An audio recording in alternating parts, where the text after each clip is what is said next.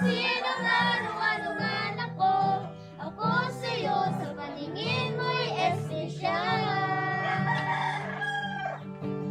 Nagawa mo'y tunay na kahanga-hanga. Wala sa wala ako'y ginawa mo na halaga. Sa buhay ko ngayon'y aking natuklasan. Sa'yo pala, Jesus, lahat ng kabutihan. Ikaw ang unang umibig, ikaw ang unang nagmahal. Ikaw ang dahilan kung bakit ako'y nabubuhay. Kasalanan ko'y pinawi mo, maging sino man o ano man ako. Ako sa'yo sa paningin mo'y espesyal. Ako sa'yo sa paningin mo'y espesyal. Ako sa'yo sa paningin mo'y espesyal.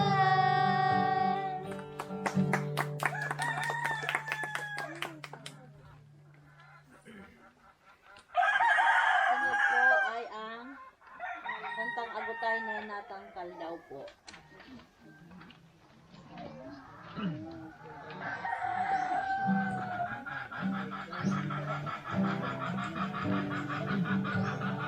Sige, lakas ang boses, ha?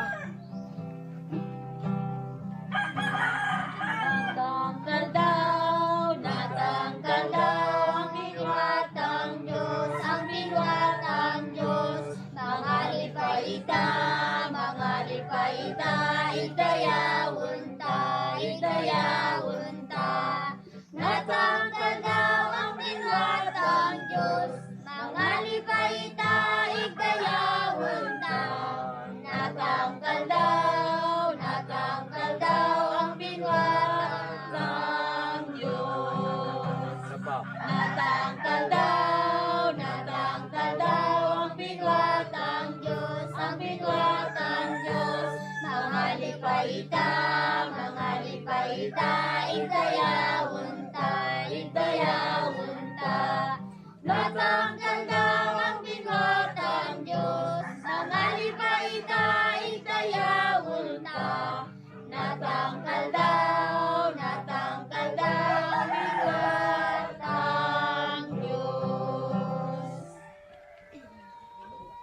Ya ilong kantaon ta ay ang banal mong tahanan.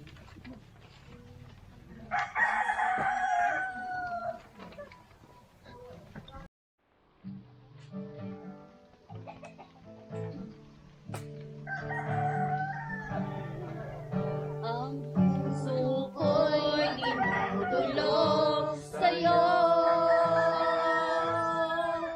Nagpapakumbaba, nagsusumamo. Pag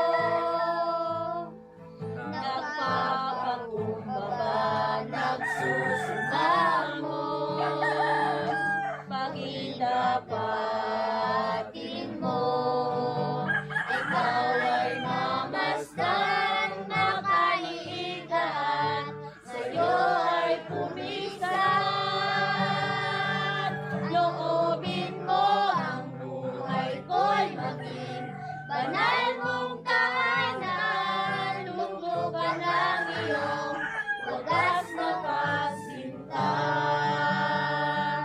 Daluyan ng walang hanggang mga kapulit pagsamba, maghari ka, O Diyos, ngayon at kailanman. Maghari ka, O Diyos, ngayon at kailanman. So the last one we will sing after the service. Tukawon tatang. After the Ah, service.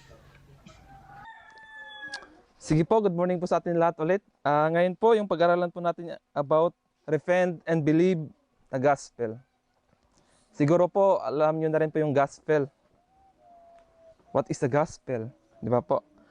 Bali, ngayon pong umaga, bago po tayo mag-umpisa, mag-pray po muna tayo. Manalangin po muna tayo. Dakilang Diyos at banal sa lahat, Panginoon, kami nagpapasalamat sa inyong kabutihan. Salamat, Panginoon, sa umaga na kami inyong ginising, sa inyong biyaya, Panginoon, sa inyong grace, Panginoon. Salamat, Panginoon, sa umaga na kami po'y makarinig na inyong salita, na kung saan, Panginoon, kami po ay lumago sa aming pananampalataya, Panginoon. Salamat din po, Panginoon, sa inyong salita na nagpapatunay na kayo po yung banal at dakila sa lahat, Panginoon. You are the King of Kings, the Lord of Lords, Panginoon. Kayo po yung gumawa ng langit at lupa, Panginoon, dito sa mundo. Ang lahat na ito, Panginoon, ay binabalik po namin at pinapasalamatan sa inyong dakilang pangalan. Amen. Yung outline ko po na ito, kasi parang na-preach ko na rin ito nakakaraan sa inyo. Or nakarang taon pa. Hindi ko matandaan kung sino pa yung may ano dyan, may take note. Yung message ko po ngayong umaga, pinamagatan ko po siyang repent and believe the gospel. Yun po.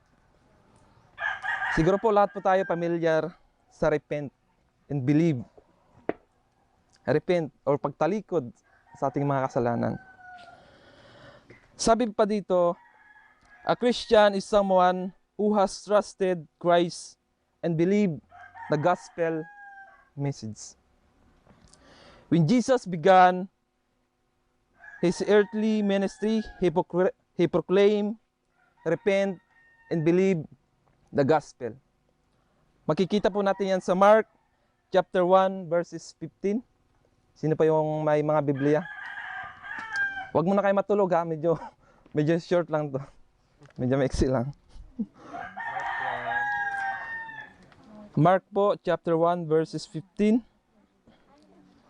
Or Marcos sa Tagalog. New Testament.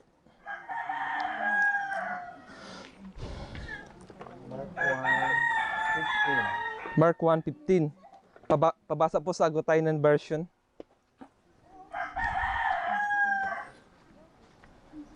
Page 117. 117. 117. galing tanandya, kung mga tao, kiminabot datang tamang oras, ig anangot dang magagam tang Diyos darin ong kalibutan. Animan, magtugata mo, ig magparat, mo iyang balitang na. Yun. Thank you. Basahin ko po dito sa Tagalog.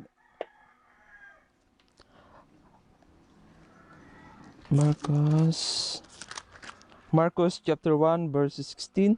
Basahin ko po dito sa Tagalog.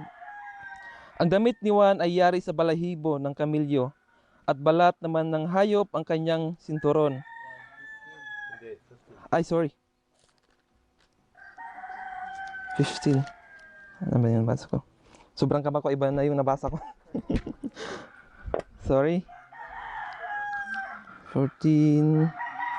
15. Sige po, basahin ko po dito ulit. 15. Sinabi niya, dumating na ang takdang panahon.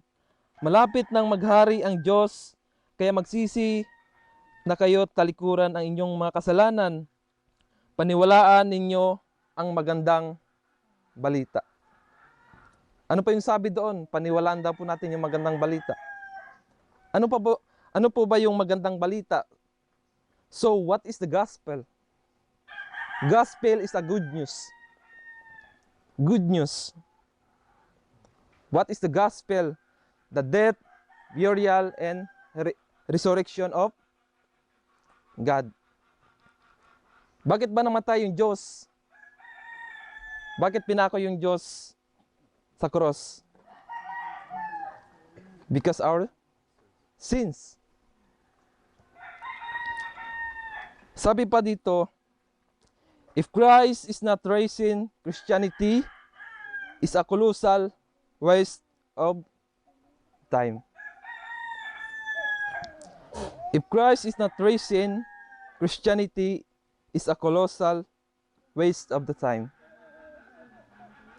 Ano po bang ibig sabihin nun? Kung si Kristo daw po ay hindi nabuhay, ang pagiging Kristiyano ay useless. Useless daw po yung pagiging Kristiyano natin. Di ba? Sabi pa dito, the resurrection is the key of the gospel. Resurrection is the key of the gospel. Saan po natin makikita yung gospel? Anong book? Matthew, Mark, Luke, and John. Diyan po natin makikita kung paano namuhay yung Diyos at paano pinarusahan yung Diyos at paano pinako yung Diyos. Sabi pa dito, yung Diyos ay namatay para sa ating makasalanan, hindi sa ating mga sakit. Christ died on the cross because our sin is not our sickness. Hindi namatay yung Diyos para sa sakit mo. Namatay yung Diyos dahil sa kasalanan mo na meron ka. Sabi pa dito, lahat tayo'y may kasalanan. Lahat tayo may kasalanan. Lahat tayo may kasalanan. Walang taong walang kasalanan. Lahat tayo makasalanan. Sometimes we are commit sins. Kahit kaunting kasalanan, yan po ay kasalanan. Ano yung mas malaki? Yung nagnakaw o yung pumatay?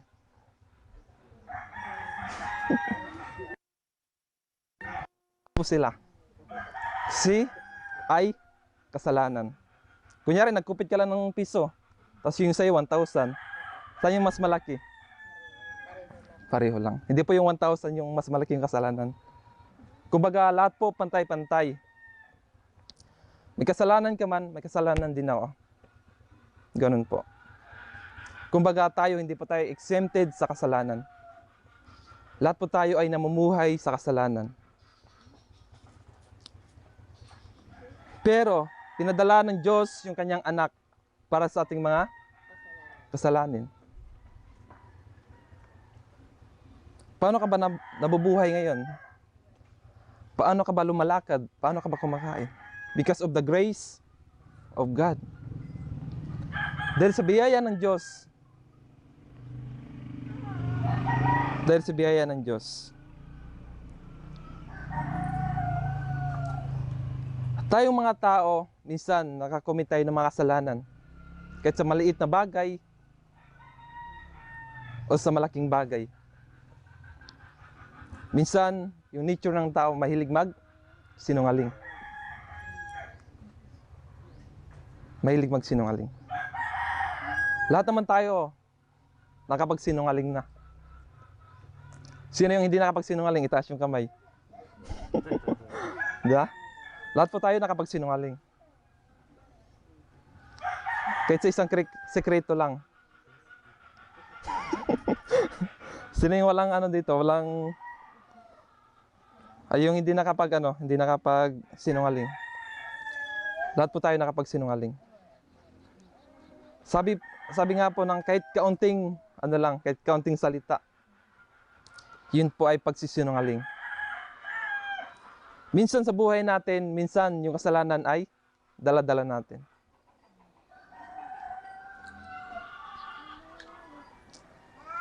Ngayon po, basahin po natin sa 1 Corinthians chapter 15 verses 3 and 4.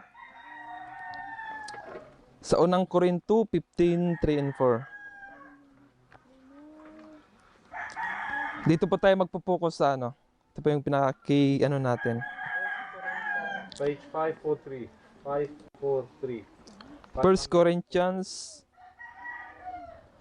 chapter 15 verses 3 and 4.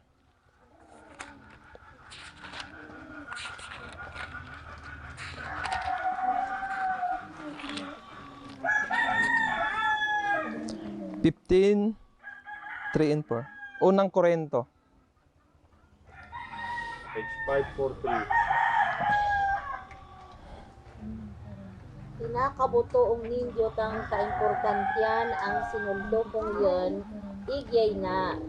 Si Kristo na patay ang mga talakta, karyo tang kasulatan.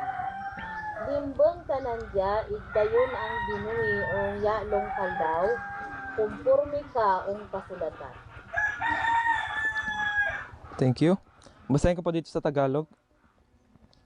Unang Korinto chapter 15 verses 3 and 4.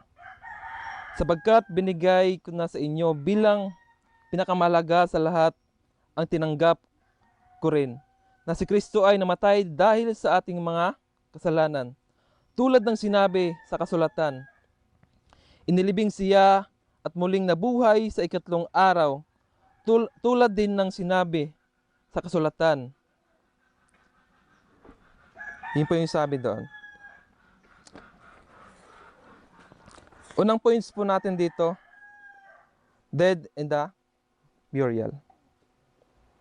Sabi pa dito ni Paul writes to help the struggling church in the Corinthians, reminding them of the gospel is the first important. Sabi pa daw dito, yung gospel daw po ay siya po yung pinaka-foundation. Gospel is the foundation.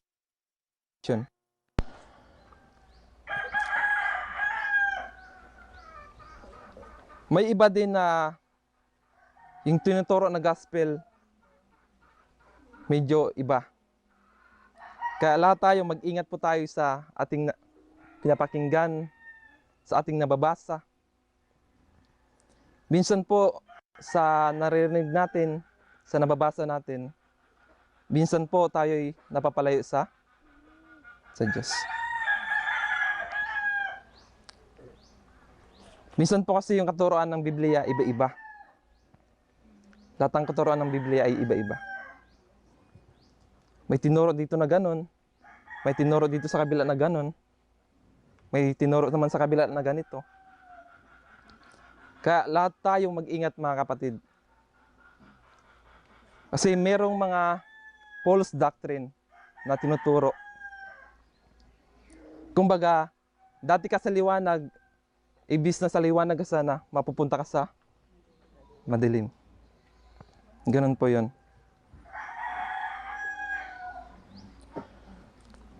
Sabi pa dito,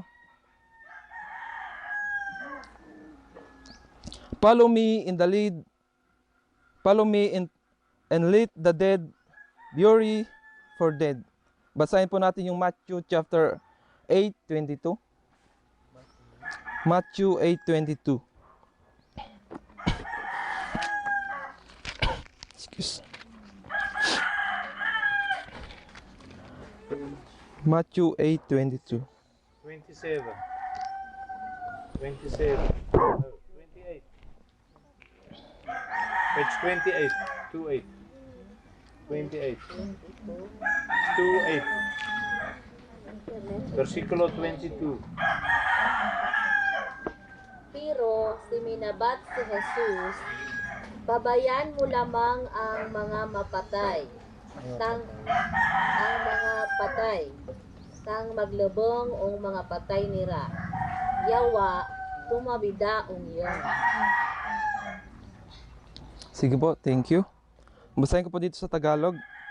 Sa Matthew chapter 8:22. Ngunit sinabi sa kanya ni Jesus, sumunod ka sa akin at ipaubaya mo sa mga patay ang paglilibing ng kanilang mga patay. Ano po ba yung ibig sabihin niyan? Medyo matalinghaga siya. Sabi dito ni Jesus, follow me. Follow me. Hayaan mo yung mga patay na maglibing sa kanilang mga patay. Sabi doon ng Diyos, sumunod ka sa akin, bahala na yung hindi susunod. Minsan, yung mga tao ganun. Minsan, may gusto yung Panginoon sa buhay mo, pero hindi natin sinusunod. Sabi ng Diyos, magbago ka na. Kasi malapit na ako. Malapit na ako darating dito sa mundo. Alam niyo ba mga kapatid, yung pangako po ng Diyos ay paunti-unti na pong natutupad. Paunti-unti na pong natutupad. Kumbaga, yung pagbabalik ng Diyos ay malapit na.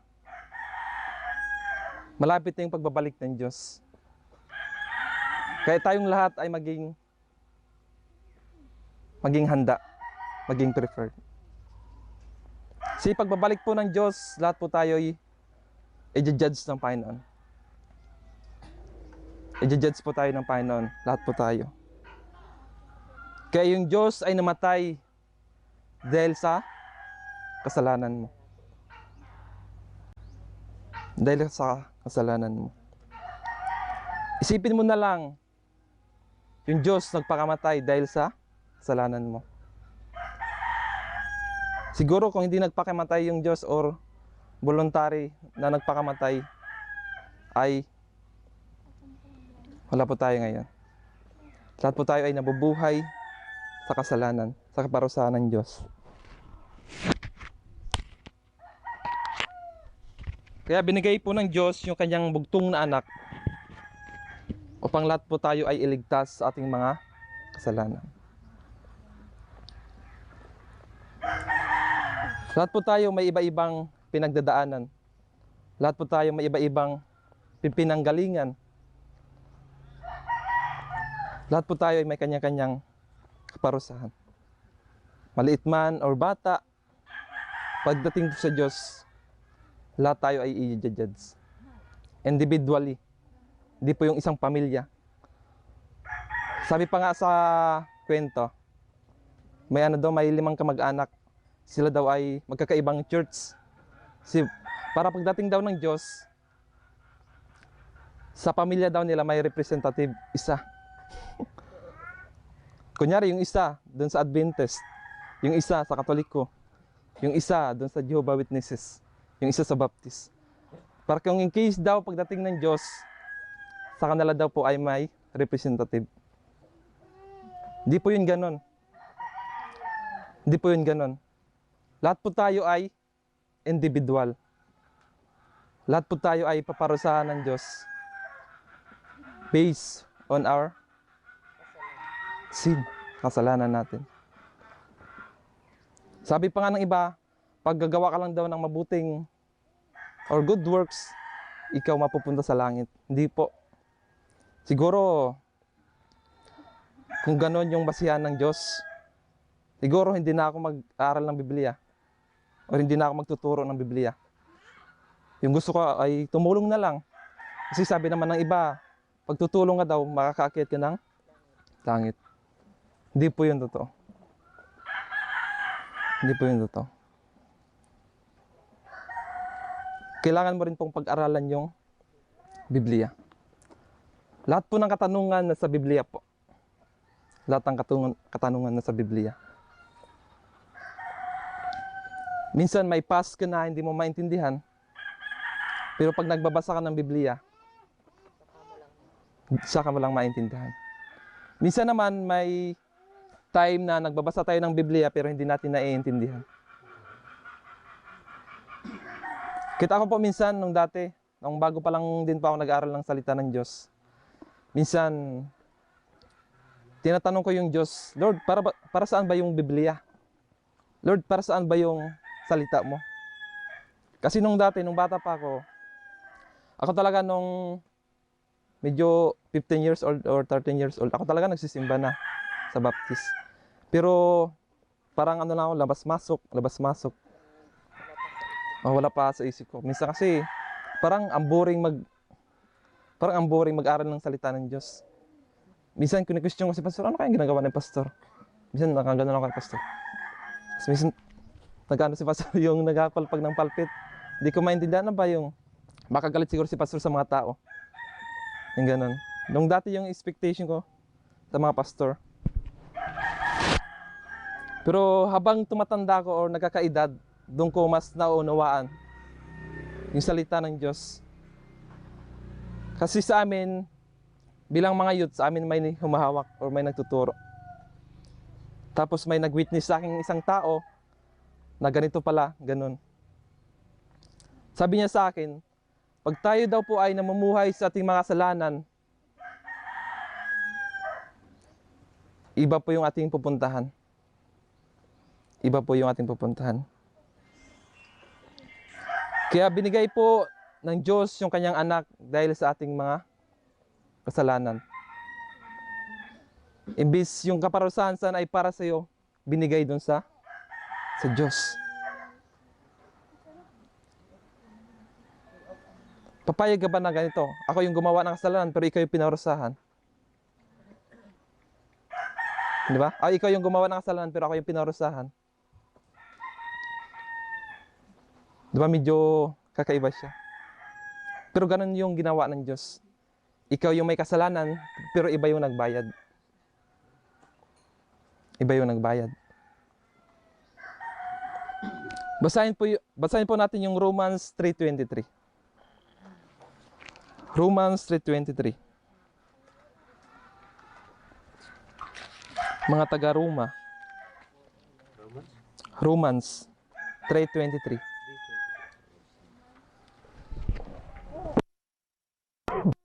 475. Page 475. 475.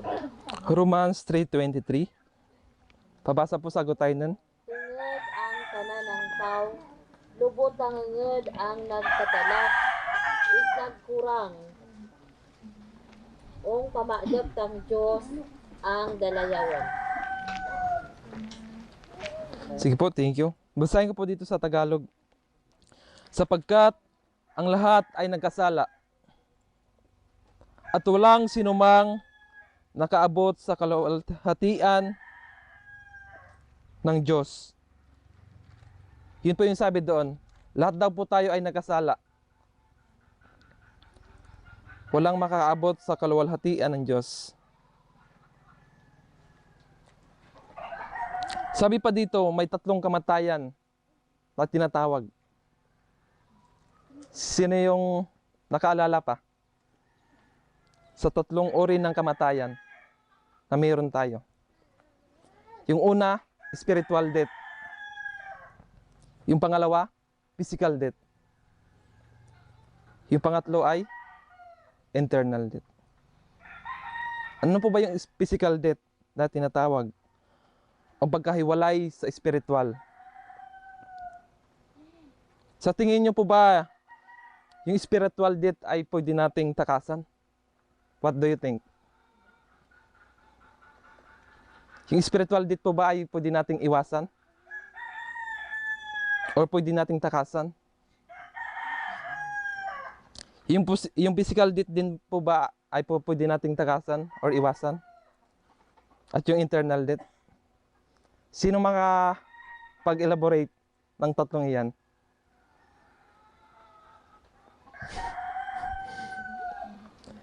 Yung physical death po ay pwede po natin. Sino po yung makakapagsagot? Pwede po ba nating iwasan? Or hindi po pwede iwasan? Yung spiritual death. Physical death. What do you think? Internal death.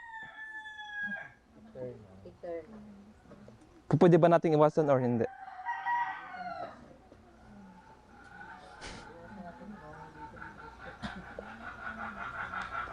Ito po yung uri ng kamatayan na mayroon po tayo. Yung una, spiritual death. Yung pangalawa, physical death. Yung pangatlo ay internal death. Hindi ko na po siya pabayin. Baka ma-interpret kayo. Kasi medyo mahabang explanation to. Yung 3 uri ng kamatayan. Yung spiritual death naman po, ito po yung pagkahiwalay sa spiritual. Yung physical death naman po, ito po yung pagkahiwalay sa physical or spiritual. Yung internal death ay walang hanggang pagkahiwalay. Ito po yung mahirap, yung internal death. Ito po ay walang hanggang pagkahiwalay. Sa langit, meron po tayong tinatawag na internal death. Internal death.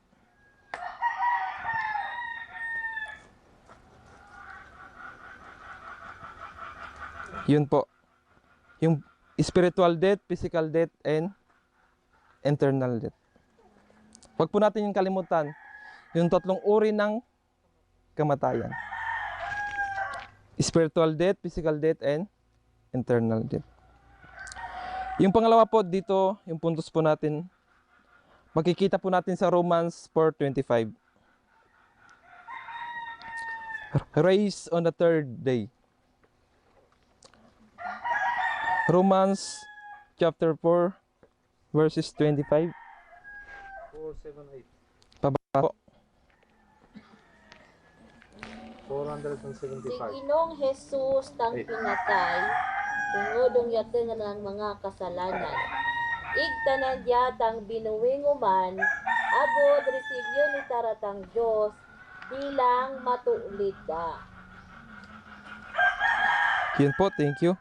Basahin ko po dito sa Tagalog. Sa Romans chapter 4 verses 25. Siya'y pinatay dahil sa ating mga kasalanan at muling binuhay upang magpawalang sala. Raised on the third day for our justification. Yung Diyos daw po ay nabuhay muli. Sa tingin niyo po ba yung Diyos kung hindi nabuhay? What do you think? All are useless. Lahat po ay walang kabuluhan. Pag yung Diyos po ay hindi nabuhay.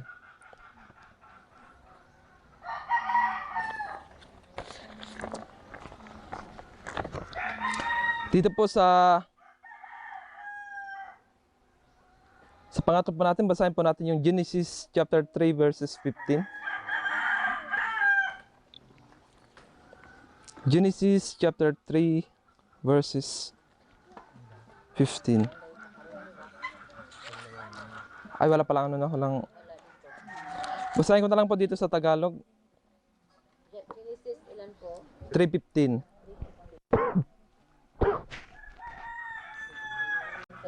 Genesis 3:15. Basahin ko po dito.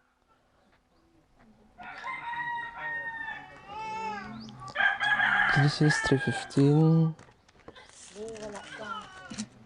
Sana po siya sa Old Testament. Basahin ko po siya dito. Genesis 3:15. Kayo ng babae aking pag-aawayin, binhi niya'y aking lagi kong paglalabanin. Binhi niya ay dudurog sa inyong ulo at sa sakong niya'y ikaw ang tutuklaw. Ano po bang ibig sabihin diyan? According to the scriptures, God's plan from the beginning. Sabi daw dito, according to the scriptures, God's plan from the beginning. Lahat daw po ay sa panimula. Nilikha yung langit at lupa. Ang langit at lupa.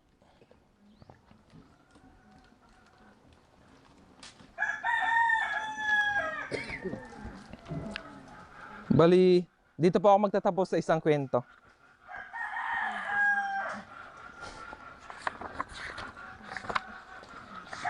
May isa po akong kwento. Isang kwento. Di ba si Pastor may kwento din? Ako magkikwento din ako ngayon.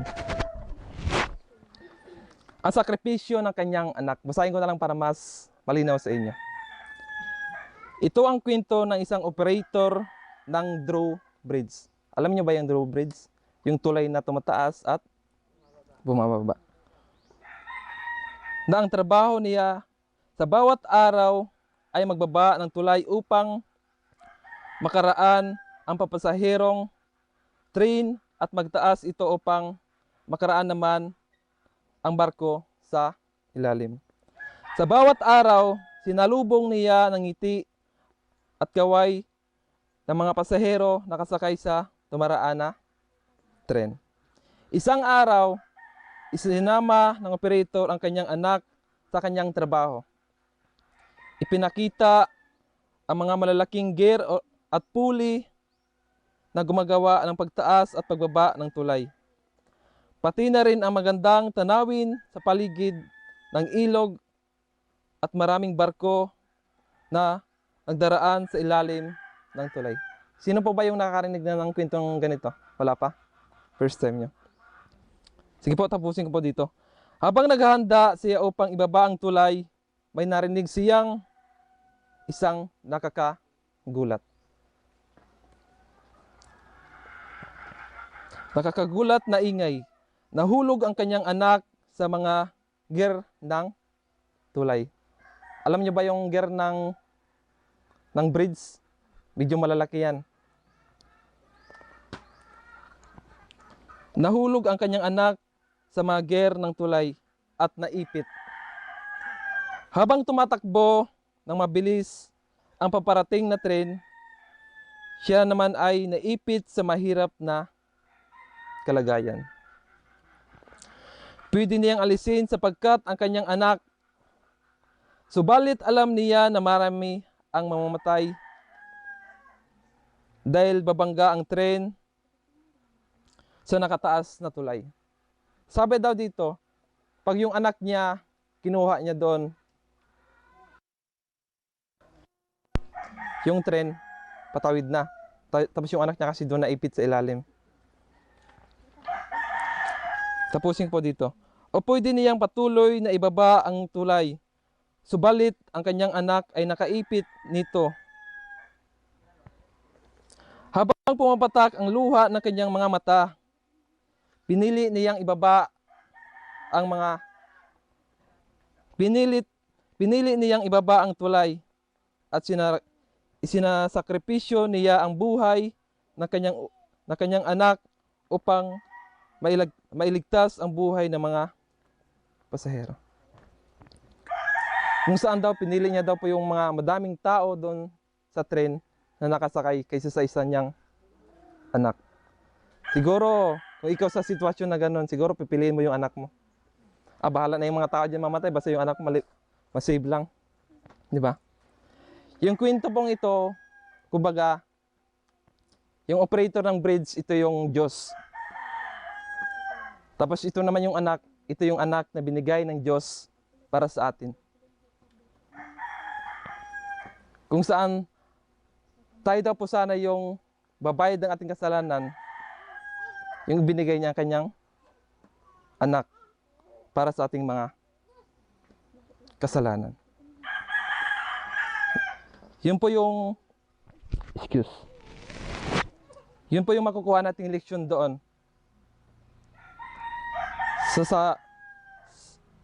Sa kwentong ito, sa drawbridge, ang sakripisyo ng kanyang anak.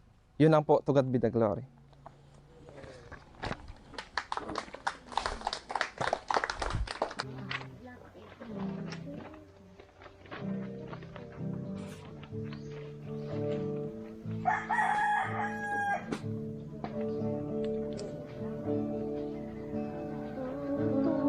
Kauntat ang pagkaritaong Diyos, isip niyang tatay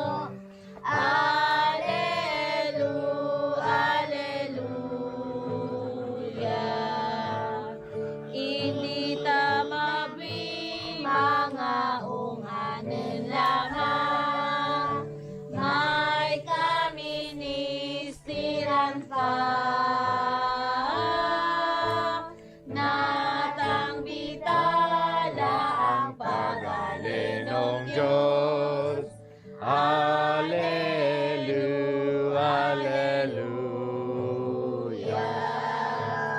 Isa pa. Tukawen tatang pagparitaong Diyos, Ikserbienta tanan Diyos. Ikidol natang kami ministirantam. Hallelujah.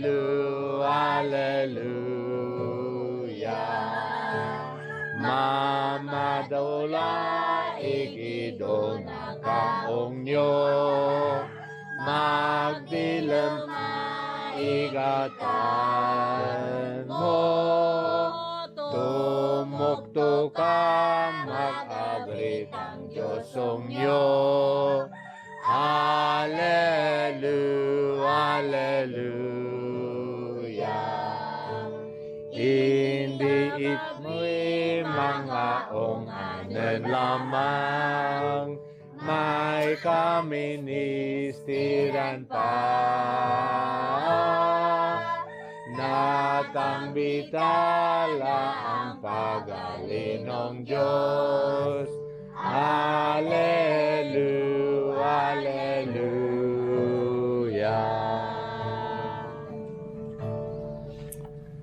Salamat po. Hindi ita mabuhay mga ong-anan lamang. Uno pa yung kaministiran, ang Biblia. Ang ganing tang Diyos. Ang Biblia, ang mo'yang balita. Mabalang salamat po, ong ninjong tanan. I'm going to ask, Ma'am, will you close in pray for us? Will you close in pray for us? Yes. Hindi po mga Diyos. Heavenly Father, maraming salamat o Diyos sa gawain ito. Salamat Panginoon sa buhay na kaloob mo sa amin. Tunay nga Panginoon na pagpapala ang patuloy palagi natin nararanasan. Pagkat ikaw Diyos ay mabuhay na mabuli at nananahan sa bawat isa sa amin. Salamat sa pag-ibig mo, salamat sa kabutihan mo at sa lahat ng biyaya na patuloy mong kaloob sa bawat isa sa amin. Alam namin o Diyos na sa lahat ng oras at sa lahat ng pagkakataon, kami inyong sinasamahan. Kaya nga po Panginoon, lahat ng papuri, pasasalamat ay muli namin ibinabalik sa iyo. Sa tanging pangalan mo, Jesus. Amen. Amen.